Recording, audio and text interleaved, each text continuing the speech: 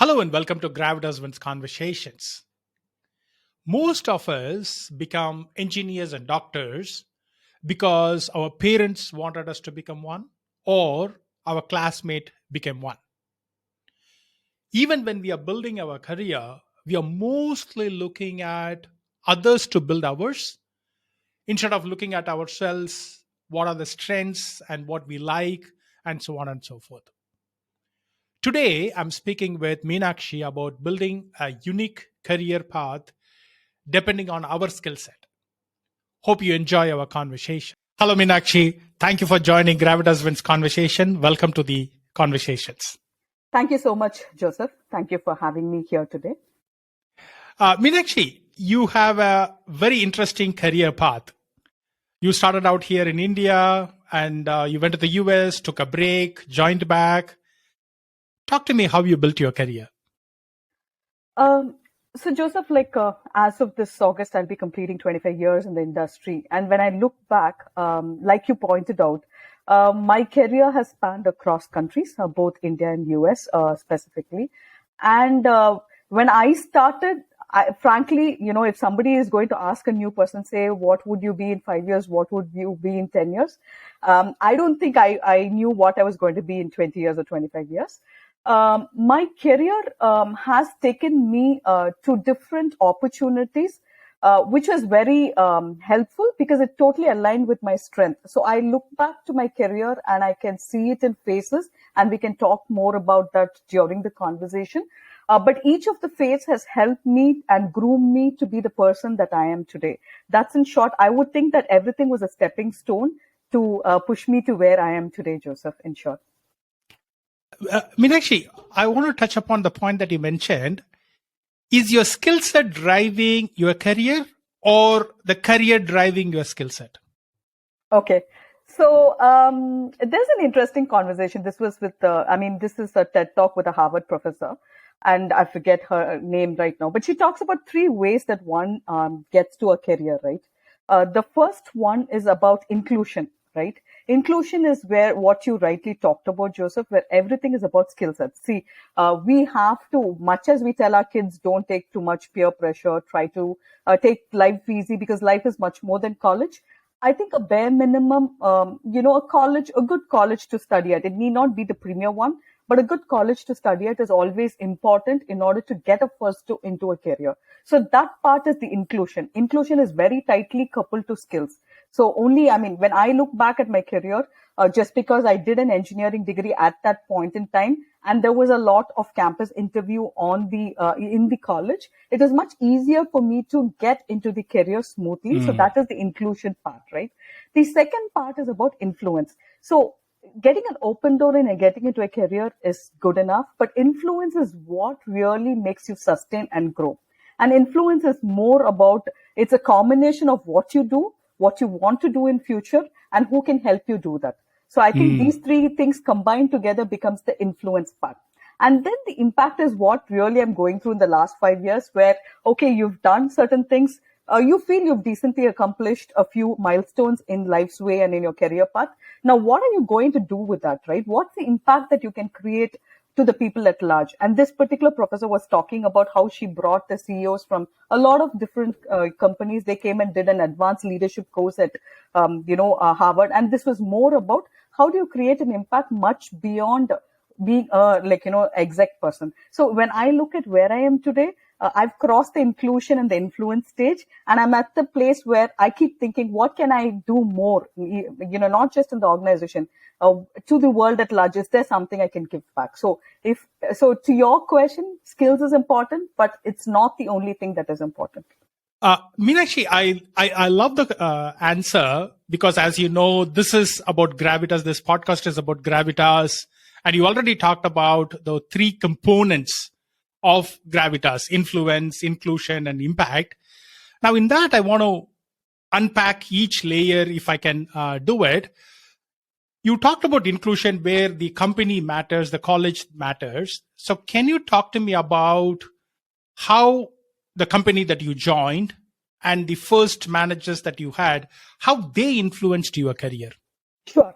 I think, I'm today, if I'm a good leader, to an extent, to at least my team, it's only because of the kind of leaders that came my way, right? And especially in the first 5 years of the career. So when you're right, Joseph, like one part of inclusion is from the college and the institution that you join from. The second part is what kind of projects you work with and what kind of leaders you work with in the first 5 years, right? So I had, if you ask me, I had three type of leaders, right? So when I was doing my first 5 years, the first type of leader, right? She was a perfectionist. Okay, so this person, I mean, and at that point of time, we were trying to do a re-engineering for an insurance system, and we had to write out the business use cases. And I know the number of times she used to keep sending us back saying, "Hey, this is not perfect. This is not perfect yet." Even though it used to be, I would say it was more terrorizing than kind of, because we used to be scared as juniors. But I think she instilled in us the essence of being detail oriented and attention oriented and understanding the business, right? So one type of leader that we had was a perfectionist. The second type of leader, right? He was more an innovator, right? So we've seen him walk to each, and he was on the technology side. He used to walk to each person's desk, and he used to kind of be very friendly with them, inquire what they were doing, and kind of push them to think out of the box. Okay. So I had a leader who was an innovator also in the first 5 years. So one was a perfectionist, one was an innovator. The third type of leader was breaking the norms, right? So this is the person also who impressed me a lot, who in a room of say 50 or 100 people, he'll never shy away from asking the silliest question or the hardest question, right? Until he gets what he needs to out of the whole problem statement. I think these three leaders shaped my understanding of how I should approach, my projects and programs going forward. One, always be detail oriented and always have a passion for business. Second, also be friendly with the people and have a sense of innovation and thinking out of the box. And the third is never shy away from asking the silliest questions in the room, even though people may think that you are not smart enough, right? So those three people shaped the person and the thinking process in the initial days, Joseph. Meenakshi, you have, I don't know what all the company sizes that you worked in. Does company size influence in building the career that you want? Does it matter at all? Or you could build your career path the way that you want in any company? So, Joseph, I think more than the company mattering, right? I think we as people and how flexible we are and how agile we are, how do we understand the organization's goals and needs? How do we get aligned? I think that becomes very, very important more than the company size. I'm of course at a disadvantage having worked with more of the larger players, but I've had many people in the team who've joined from smaller players, and they have been very successful. And in fact, they have even got into exec roles much more than me sometimes, right? So I think it is when a person starts out the career, it is very important to sense the business and the political environment of a particular organization, right? It's not about you being the best, but is your best aligned to what the organization wants to do for the next 2 years, next 3 years? I think that's more important, Joseph, when we start any career anywhere. Can you talk to me a little more about how somebody can identify the company goals and how they can align their skill set to that particular company goals? Sure, Joseph. I see with so much of Google translators available, right? So one thing I can tell you, let me start from there, and I'll come down to how to understand a company's goal. See, let's say you have a poem in a native language. Let me call it Tamil, right? So you are giving the Tamil poem for translation through a Google translator, and you get the English version of it. If you ask me, I would say that 70 to 80% you will be able to get a match. Okay, I mean, you will be able to get the essence of what the particular poem or passage was standing for. But there's a 20 to 30% of hidden meaning, right? So I think a lot of times when the youngsters join a particular organization, they can get the 70% of what the organization stands for. They can read it on net. They can go to the company's website. They attend the pre-placement talk for what the company does. Is it a product company? Is it a services company? What is their vision? Where are they in the market, right? The 20 to 30% of what a person has to read in between. Sometimes I often refer to Slumdog Millionaire, right? So sometimes in that movie, if you see, right, it's only in the last few stages the person clears all the levels. And when you kind of try to understand what happened in the story, it goes back to every single interaction. There's a renewed understanding of a particular theme, right? That's exactly what the youngsters today have to understand. It's not in day one, it's not in year one, it's not in year three that they can understand the organization's goals and organization's culture. It takes quite a while, and it will be fed to you in smaller bits. The only thing is, I think, as a youngster, one has to think about, am I getting the supportive environment for me to keep learning, right? And are my supervisors making an ardent interest to help me grow?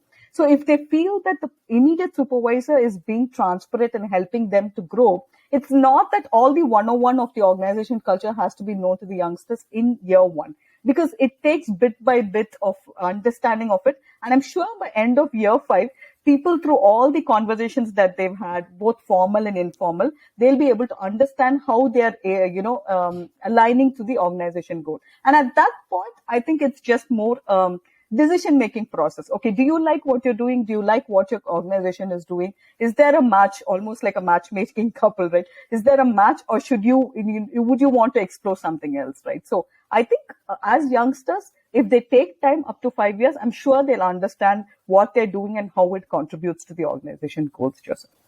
Okay. I agree with you on that, Meenakshi. In your career, did you have to take any sacrifices or step back to build the career that you wanted? Sure. So, Joseph, the word sacrifice almost means like one person is winning and one person is losing, right? So I've always thought of the things I had to do in my career as more a priority. So I've been faced with various different priorities along life's way, right?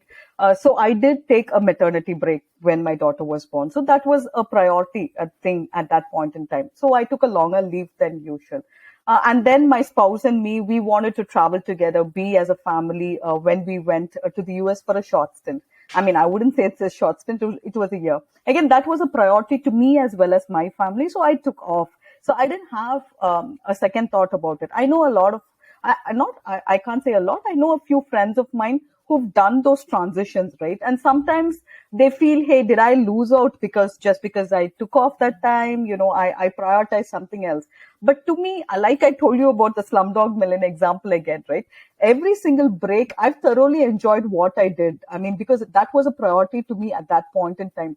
And I think today, if I'm like, after 25 years of career, when I talk to people, I see more authentic and genuine, because I don't just talk about, hey, I did this at work, I became these designations, I did these roles, projects, but I talk to them as a human being saying, you know what, I had a family along the way, and this is how my family grew up along with me in the career.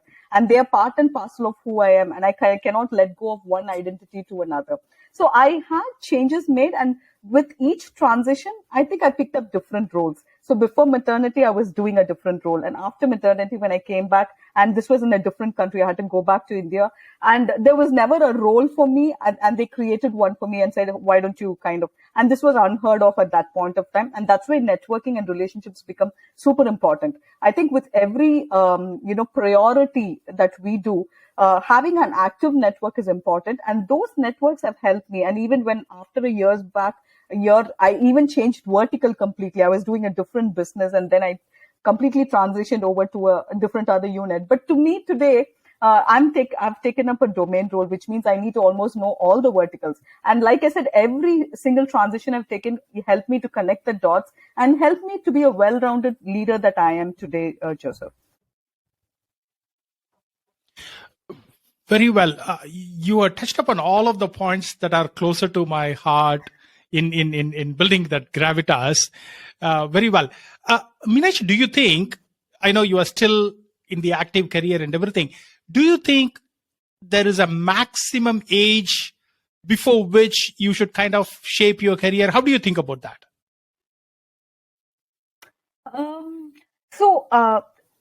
Joseph, I would, it wouldn't be fair if I say all the roles that you got when you are a youngster is available when you are senior, right? So becoming seniors brings its own challenges. And I would section it this way, right? Up to 30 years, the sky is the limit, right? It's just up to you. Whatever you want, you can push yourself and do.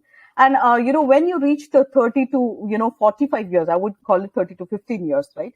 Again, still there are opportunities open, but it could be some things that are not aligned to your strength or aligned to your comfort zone sometimes. And then it becomes a priority on whether you want to do those roles or whether you want to do something else. I've seen a lot of people between 35 to 45 then deciding, hey, I've done like 10 years or 15 years of stretch in IT. I would want to become entrepreneur or I want to do something else. So I've seen them taking a different path. So that's another section.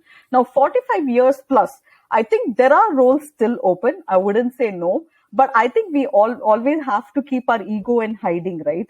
There will be youngsters. There will be many young people who are execs, who are the CEOs of the company, and you would have to report to them, right? And you may be doing 2-3 level roles, which are like lesser than them. So if you ask me, would you be comfortable doing that?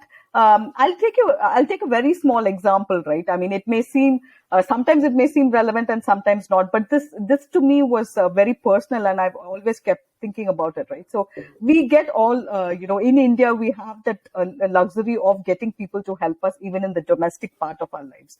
And I've had somebody come in and who was almost 50 to 60, and here is me, who are 10, 15 years younger. And then I have to tell her to do things. And I've really seen her take that grace and charm to say, okay, Amma, I'll do that. Okay, so you tell me. So if a person who's not as educated as you are and who clearly knows that they're older than you are, has the grace and charm to say that, hey, this is my work. It doesn't matter who's giving me the instructions, but this is how they want it to be done because they at the end of the day pay my salary. And when I see her do that, I'm like, why not, right? It doesn't really matter. Why should I be comparing to somebody who's, younger and kind of directing me to do things? If they've reached that level and they have the skills, it's just relevant in order to align with them and to do what is needed. So I would say, Joseph, after 45 years, it's just a choice we make in our minds. Do we do what we do or do we give it up?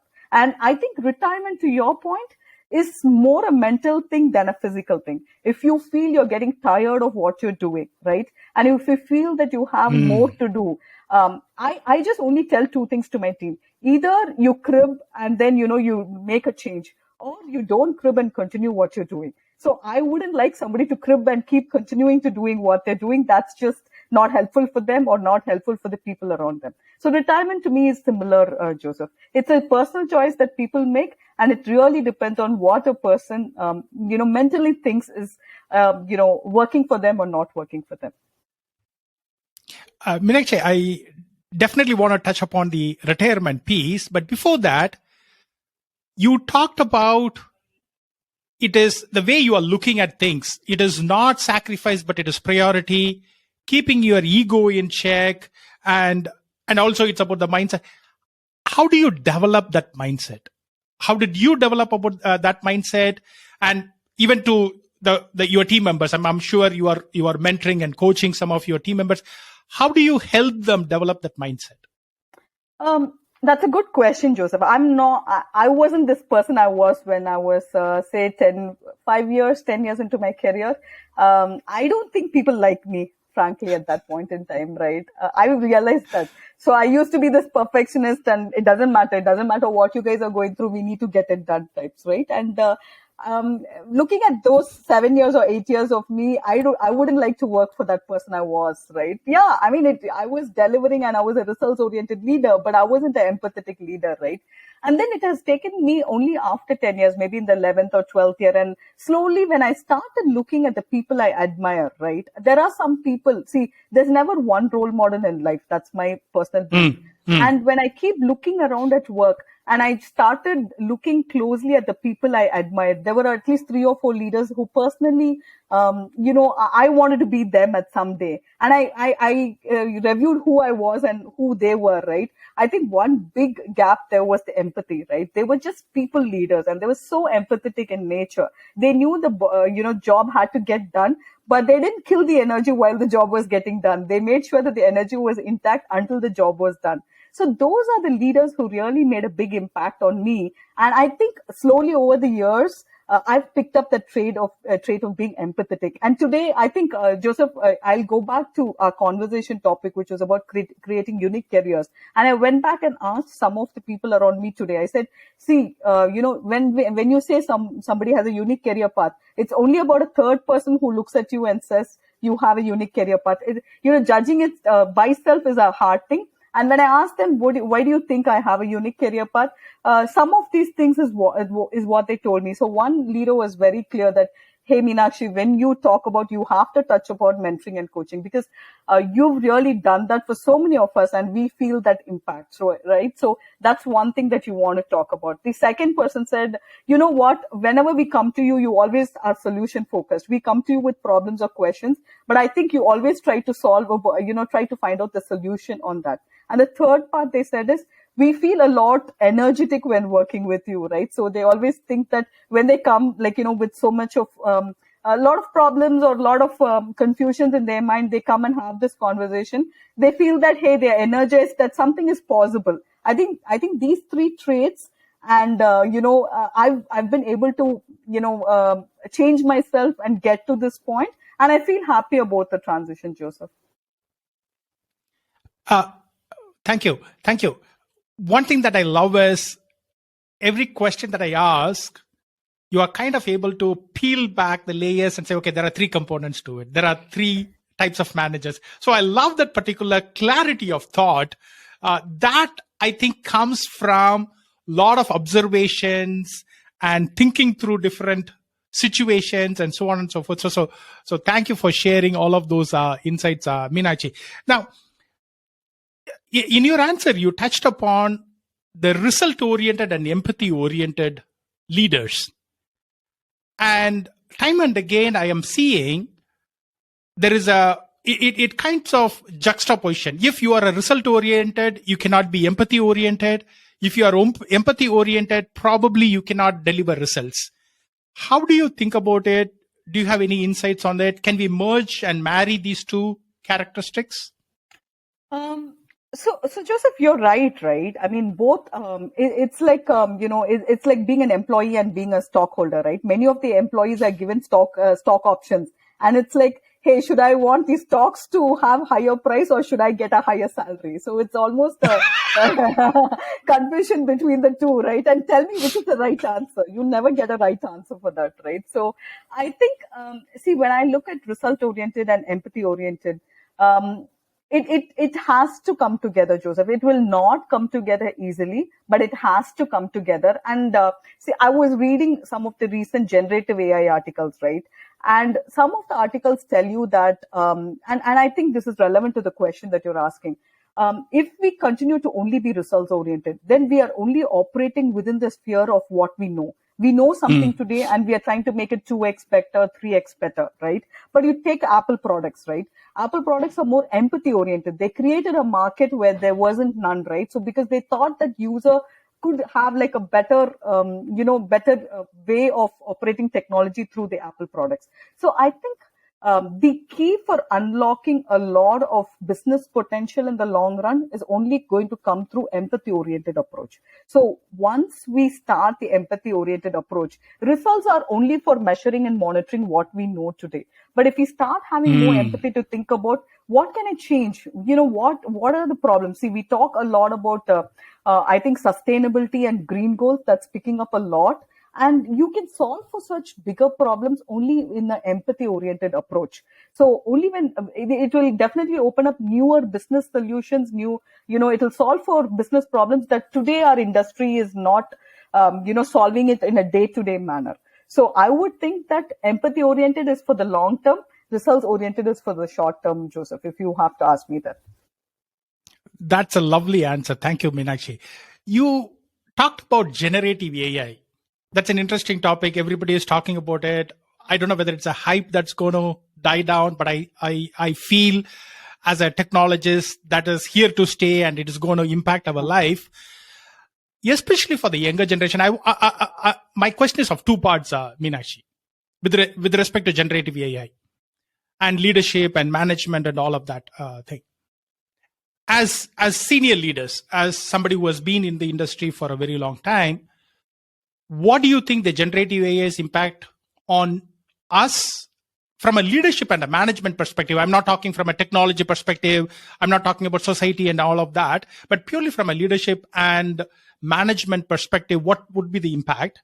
And also those who are coming into the workforce now, or people who have been in the industry now for very short period of time, say for example 4 or 5 years, how should they approach generative AI from that perspective of building a career and management and leadership? How should they approach it? So I'll take the first question that you asked about how generative AI is going to affect us as leaders, right? I think it is going to put us into doing our schooling and college again, right?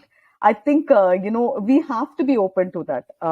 There are going to be, so my friend and me had this conversation, and I'm lucky I have such friends who have those conversations with me. But so she was telling, we were talking about it, and she said, hey, there's a point when you think that you know it all, and then you kind of realize that no, it's not as much as you know it, and then you get a clarity. This is how much I know. Right. I think generative AI is going to make us be truthful about how much we know. Right. Mm-hmm. As leaders, I think we need to be vulnerable. We need to be open and say, hey, generative AI, yeah, I've read these reports. I know what it is. But you know what? If you are an expert in this, and it could be anybody around us, why don't we sit down and have those conversations, right? And I want to extract how I'm going to change my business happenings based on that. It may not be today, right? Many of the generative AI conversations, Joseph, it's not that we're going to implement it next month, especially in the business world, right? It could be in the personal world, like, conversations, talking about anything under the sun. ChatGPT may create the hype, but how do you create, take that hype forward in order to create a dependable and accurate business solutions, right? It's going to take a while. It'll at least take a year from now. But within that year, how much can I learn from the people around me so that I know which of the context I can experiment and pilot on, and which of the context I'll have to ignore, even though it is a fancy, shiny item, right? Because there's only so much budget that a organization can plan for such initiatives. So that's one part of it, Joseph, thinking about it as a leader. Now, for the people who are coming in, and I can include my daughter also in this mix, right? Generative AI is just a tool, Joseph. I think that is what we'll have to remember, right? I had a colleague who put it very nicely, and we were talking about technology versus domain, right? He says, doing it right is understanding the business and domain. Doing it fast is understanding technology. So generative AI is going to help you do things faster, right? It will be really good.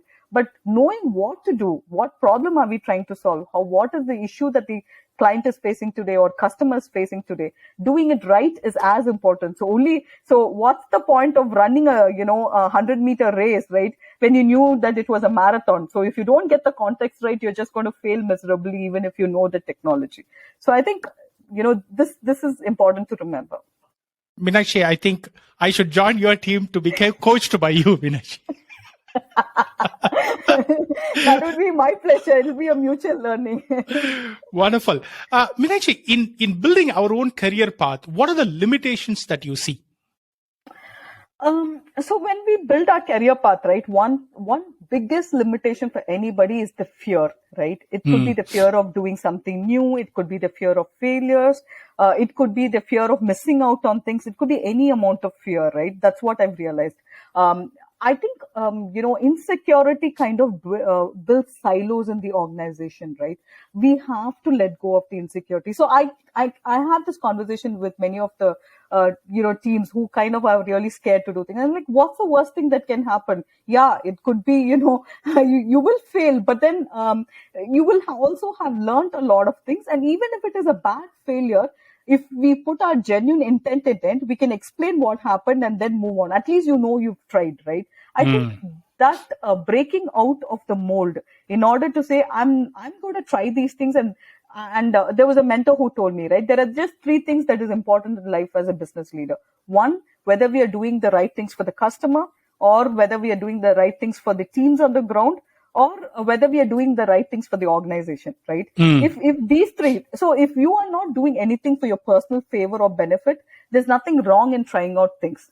You are trying out something in the genuine spheres, right? So I would think, Joseph, the biggest thing that is holding back from us, like for example, I'll tell you this funny thing that happened, Joseph. When I had joined this, the current organization I am in, we were in a different location. So this was let's call it a location B, right? Where all the exec people were not there, and there's another, there was another building within the city, a location A, right? So I was like really surprised. So this person in my week one of joining the organization walked up to me and said, Meenakshi, you know what? All the exec teams of our unit sit in the other building, and I don't think because we are in this building and we are doing our work, I don't think, we are not going to be recognized or we are going to grow fast, individually or as a team. So it was a little bit, yeah, I knew there's a lot of activity, maybe more ad hoc meetings, more like town halls, whatever is happening in the other building. But to me, that was, it's more like fear of missing out, right? It was funny to me and it was a little scary also. I'm like, I was a new person joining the organization. It doesn't mean that I have to be physically somewhere in order to be seen and felt for what I did, right? But it really didn't, I didn't bother too much about it, Joseph, because like my mentor was saying that other day, I was only trying to do things better in any of these three spheres, whether it's for my organization, for my team and or the client involved. And I felt that the visibility and the growth and the good opportunities kept coming my way because I was very focused on just not getting distracted with all the noises and the water cooler conversations and who's more powerful and who can help you grow the career. Those were absolutely important just for awareness, but it really didn't, distract me from what I wanted to do. And I think when you ask me about the distractions and the fear, I think these two components, if we take away, we can be really successful in what we do, Joseph. Very true, very true. Meenakshi, obviously we have covered a lot of ground here. Now, there's a newer thing that is coming in the virtual environment, work from anywhere. I don't know whether it is going to stay or it's going to change as most companies are pulling people back into offices. But I think in one form or the other, this work from anywhere is going to stay even within the companies. That's going to be one of the incentives. How should people think about building their career in this work from anywhere environment where I could be earlier? It'll all be the environment shaped our thinking, so to speak, as you were also touching upon it. Now I'm going to sit on a pajamas in my bedroom, working via a laptop, talking to a manager and talking to a team. So the environment doesn't play a role in shaping my thinking. So how should I think about building my career in that particular environment? So Joseph, work from anywhere is definitely, I would say it's like generative AI, right? I know it's going to be there. Okay. You cannot get away from that, right? Now, how do you use effectively is the point, right? I mean, some people mistake work from anywhere is always being at home in the comfort and doing things more from a single person contributor, right? I would think of this in two ways, Joseph. There are people genuinely in life situation, they have different priorities, and many women I've talked to, right? And I would bring that up also. They are having older people to take care of, they are having younger people to take care of, and instead of giving up a job, they're doing the last mile on saying that I will still work from anywhere and make sure that things get done, right? And you need to give them a break. I don't think it's fair to say that, hey, you definitely need to come back, but then that's the exception and it's not the rule. On the work from anywhere for people who don't have personal constraints, while it is very convenient, it is sometimes creative and it is a lot more, I would say a lot more managing. Sometimes they say, right, people who manage their time or like who can do anything with their time are much richer than people who manage money, right? So it does give that feeling. The only word of caution there, what I would say, Joseph, is there's nothing like two minds thinking together, right? So it takes, what we are seeing more and more is the hybrid way, even from work anywhere, right? We've seen this. Many of our customers who are based out of North America, whenever they visit back in India, right, the kind of energy they get, and they say, hey, you know what? You guys shared all this through project status. We understand that you are looking after business, but when we come here, we feel that you know the culture as much as we know it there. And that gives them a lot of confidence and trust, right? So there's nothing that beats like a physical connect and physical meeting of, meet and greet of the people on the team. So work from anywhere is, can be adopted, but what percentage we adopt and do we still make time in order to come together as a team physically is as important, Joseph. We shouldn't miss out on the element just because we have the flexibility of work from anywhere is what I would think. Thank you, Meenakshi. Meenakshi, thank you so much for taking the time to talk to me on building the unique career path. To all my guests, I ask certain rapid fire questions. Sure. So I'm going to ask you as well, with all your insights, I'm sure I'm going to get a really beautiful answers for these rapid fire questions. Sure.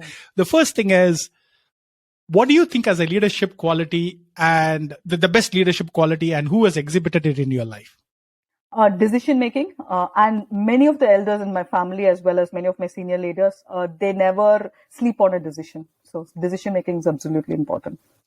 Okay. What's the kindest thing anyone has done for you? They understood my constraints whenever I was working, all the leaders that I work with. And they believed and trusted me. I think, understanding and trust, definitely. What's the definition of living a good life? Living a good life is waking up and feeling proud to be, known without your work designation.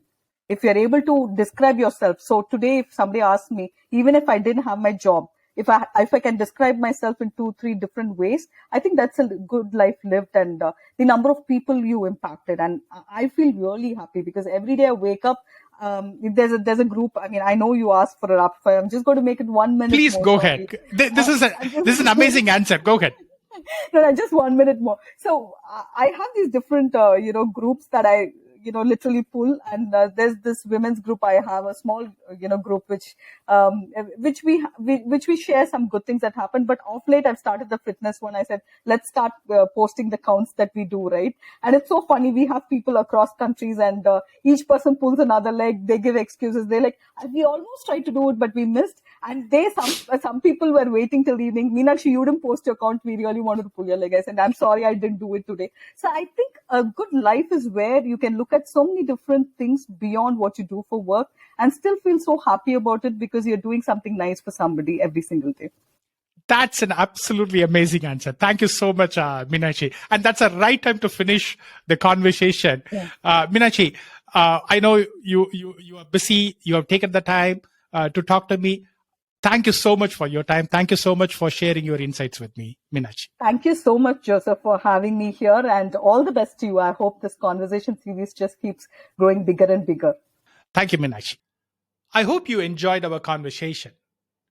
If you liked our conversation, can I request you to share the podcast with others? Thank you. Have a life of wins.